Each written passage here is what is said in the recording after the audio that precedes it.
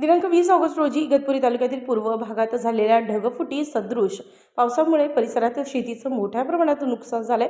तसंच गाई, म्हशी इत्यादी जनावरे पुराच्या पाण्यात वाहून गेल्याचा प्रकार समोर आलाय।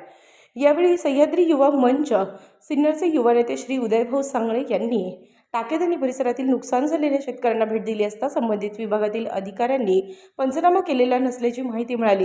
तर युवा नेते उदयभाऊ सांगळे यांनी संबंधित अधिकाऱ्यांनी लवकरात लवकर पंचनामा करून घ्यावा, तसेच मागील वर्षी झालेल्या नुकसानीचे अद्याप भरपाई मिळाली नसल्याचे ती नुकसान भरपाई शेतकऱ्यांच्या खात्यात जमा करावी।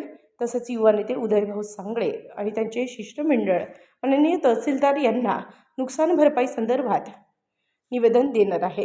काल सोनोशी गावामध्ये प्रचंड अशी अतिवृष्टी झाली, ढगफुटीसारखा प्रकार झाला आणि या पावसामध्ये आपल्या शेतकरी बांधवांचं फार मोठं असं नुकसान झालं आहे। एक उभं पीक डोळ्यासमोर हे वाहून गेलेलं आहे, शेतीची नुकसान झाली आणि म्हणून मी माननीय तहसीलदार साहेब, कलेक्टर साहेब यांनाही आता आम्ही निवेदन देणार आहोत की मागच्याही काळामध्ये शेतकरी बांधवांच्या नुकसानी झाल्या, परंतु कुणी त्यांच्याकडे लक्ष दिलं नाही, मागची नुकसान भरपाई आली नाही।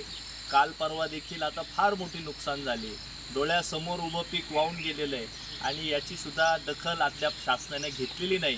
खरं म्हणजे प्रशासनाच्या लोकांनी इथं येऊन निदान पंचनामा करणं, त्या पंचनाम्याची शेतकरी बांधवांची दखल घेणं आणि त्यांना दिलासा देणं हे खरं म्हणजे प्रशासनाचं काम आहे, हे तालुक्याच्या ह्या मतदारसंघाच्या लोकप्रतिनिधीचं काम आहे।